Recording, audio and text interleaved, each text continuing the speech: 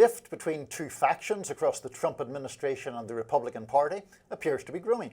Trump administration officials told the Daily Caller this week the State Department is divided into two factions, between those primarily loyal to the president and those aligned with moderate Republican senators who are dovish on USAID cuts.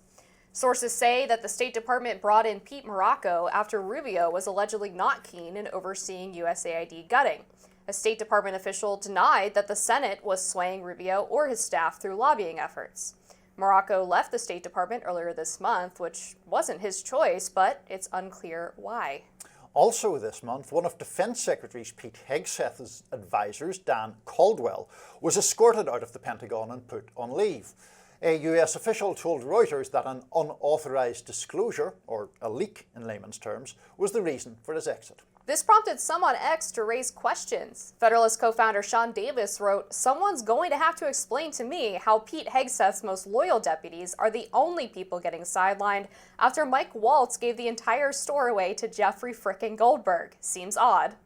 Meanwhile, Midas Touch editor-in-chief Ron Filkowski wrote on X, he's going to be fired because he outed the fact that Musk arranged with Hegseth to get a top-secret briefing at the Pentagon.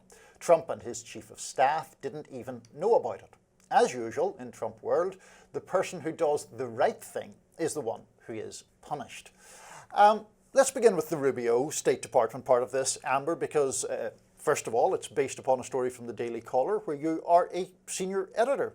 So tell us a little bit more about this. Yeah, so the gist of the piece is that multiple members of the Trump administration told us that there is this war basically going on in the State Department between people who are trying to effectuate Trump's ending of USAID, but that Secretary of State Marco Rubio, at the behest of some more moderate senators, namely Lindsey Graham, Joni Ernst, and Mitch McConnell, are directly lobbying Rubio and his aides, who are also former Senate aides, to keep elements of the program in place or to try to basically underhandedly keep the whole thing operating, but underneath the State Department as opposed to as its own entity. Mm-hmm. And these Trump loyalists feel like they have been completely isolated from the process and have seen firsthand basically how a call from a senator comes in and Rubio goes, well, we have to keep this portion of USAID because Joni Ernst, for example, wants to keep it. And one of the most fascinating parts of the story is that members of the Trump loyalist faction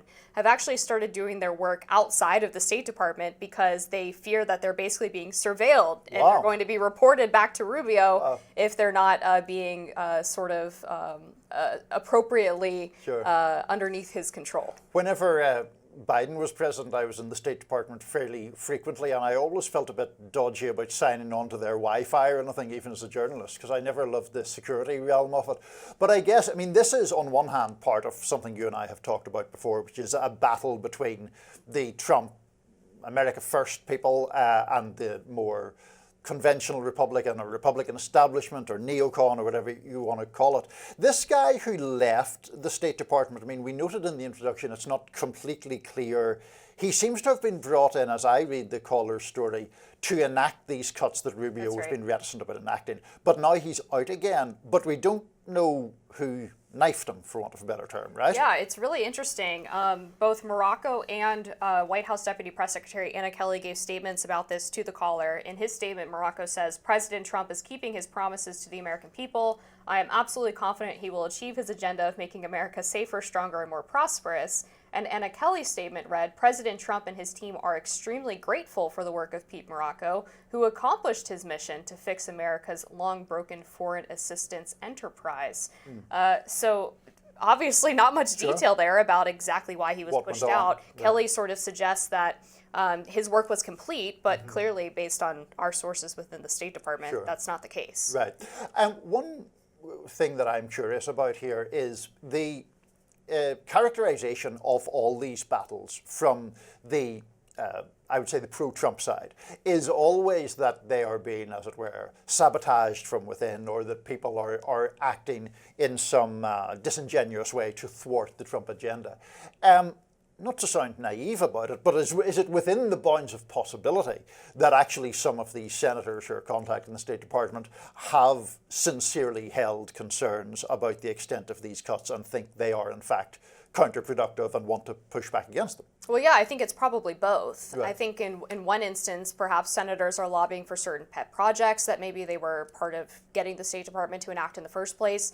In other cases, it's a bit of queasiness about the extent of the cuts. In other cases, it's probably just sort of establishmentarianism.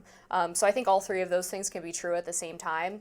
Now, the other fascinating thing we learned is that apparently the State Department spokesperson, Tammy Bruce, is potentially the next on the table to be pushed out of the State Department. And a lot of people were kind of curious about that pick in the first place because she's been very critical of Rubio in the past. She is obviously more of an America First MAGA person than Rubio is. And people were wondering, well, how are those two going to work together? And not very apparently well, not very well, exactly. Right. Interesting. And just to not obscure the other strand in this story, the Hegseth thing, where there are two aides to Hegseth who've been removed, and the word on the street is that that's because of a leak pertaining to Musk. He was going to get this briefing about war plans for China. I don't think it actually happened in the end, but Trump was apparently very upset about it and all of that. At the same time, Mike Waltz, who I know you have some misgivings about, is still there, despite being the person who put Jeffrey Goldberg from The Atlantic on the now infamous Signal call. Or Signal group chat, I should say. So how do you read all of that? Yeah, it's interesting. I mean, I feel in one sense, obviously, if people are leaking classified information, then they should be held accountable for that, regardless of where they sit exactly on the debate versus the establishment Republicans and the Trump loyalists.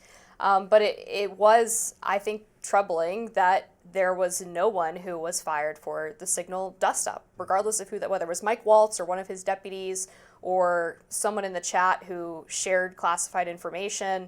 The fact that nothing happened to them, I think, was more about Trump not wanting to give a scalp to the Atlantic than in actually doing what was best for making sure that it didn't happen again. Yeah, I mean, I found that surprising. Well, surprising is perhaps the wrong word. I never find it surprising that Trump doesn't want to give in to the media as he sees it. And I think he feels that firing people under pressure would be doing that. But that was A, so embarrassing for the administration, and B, so sort of egregious that they were literally discussing an attack on a foreign nation with a journalist sitting there and nobody apparently going, who's that guy or why is he there? That seems just really bizarre. Yeah, and the thing is, if Mike Waltz or some of his aides had been fired for that leak in the Signal chat, Trump supporters wouldn't have been too upset about that. Wouldn't be shedding too many tears, right? right? I mean, he could have sort of killed two birds with one stone, getting rid of someone who was seen as not sufficiently loyal to the president's agenda, who maybe is a bit more of a war hawk than some of the Trump base would have liked, while also demonstrating to the Democrats and the media that there will be accountability within the administration. So I don't think it would have been just handing up somebody on a silver platter for the media to chomp on. It probably would have been fine with the base too. Yeah, it would have resonated quite easily with the base, I would think. Well, there we go. Up next, FCC head Brendan Carr is blasting news outlets, including MSNBC, for what he calls news distortion. Stay with us.